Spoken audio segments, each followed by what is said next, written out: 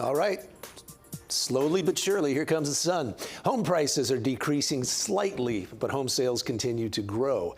Here to give us an update on the San Diego real estate market from Compass is Kara Kay. Kara, good to see you as always. So good to be here every time. Yeah. So we have been in a market that there's sellers, but not a lot of, or there's buyers, not a lot of people selling. We had bidding wars. Where do things stand right now? Yeah, so overall, our median sales price is up. I know I love to talk about it, but it really is such a good indicator of where the market is. And right now it's at 900,000, the highest it's ever been.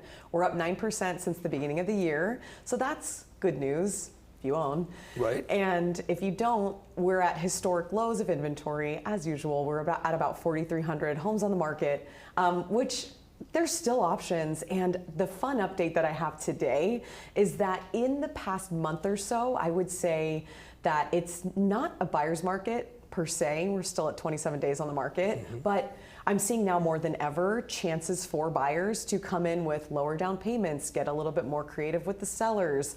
My last two deals I got for under asking and was able to negotiate requests for repair, really great credit, which hasn't happened prior to that. So we're in this fun little pocket right now. It's not going to last long, but where buyers can talk to a lender and say, what can I do? And look at a property that might be sitting on the market just a little bit. And I guarantee there's a seller out there willing to get creative. Are we still seeing bidding wars?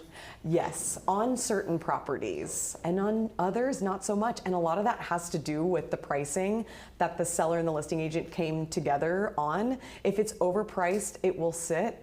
And if it's priced just right, we are still seeing bidding wars. And when you get into that bidding war, depending on, when you think about a 30-year fixed rate mortgage, for example, and if you get in a bidding war and you you throw an extra $5,000 in, and then you throw an extra $5,000 in.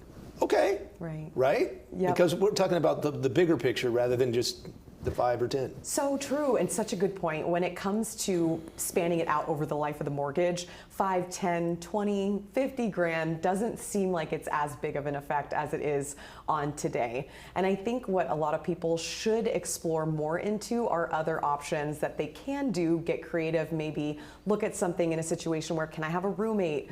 Can I ask a family member to get involved?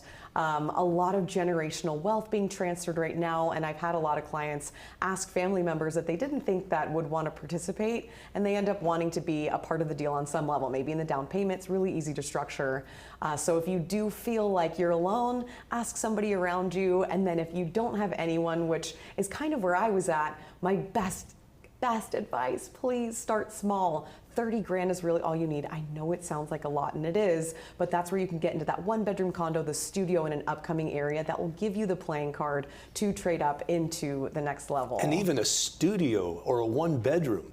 I mean, come on, it's just crazy how expensive everything is. It really, you're looking at like still 400 to 500,000, but like a 30 grand is about your 5% down, and the monthlies will be pretty high, but it's an investment in the future and to get into equity, especially if interest rates do go down, you'll be so thankful you got in, especially in this perfect little sliver that we're in right now. Yeah, and another option, depending on the situation, is ADUs.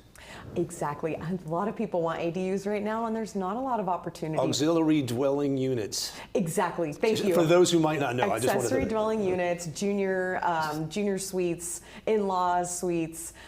Perfect way to offset your mortgage. Great way to buy a house with a lot big enough to where you can build an ADU on top of it. Maybe SB9, split the lot, sell it off one day. So many options.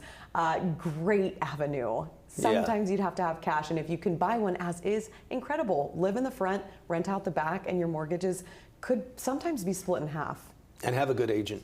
Have a good agent. You know this. You have to have a good agent. So important. It can be the difference. That can be make or break. Truly. When it comes to a listing agent. On the listing side, I've had so many sellers look at offers and they're just looking at it and it's been sloppy.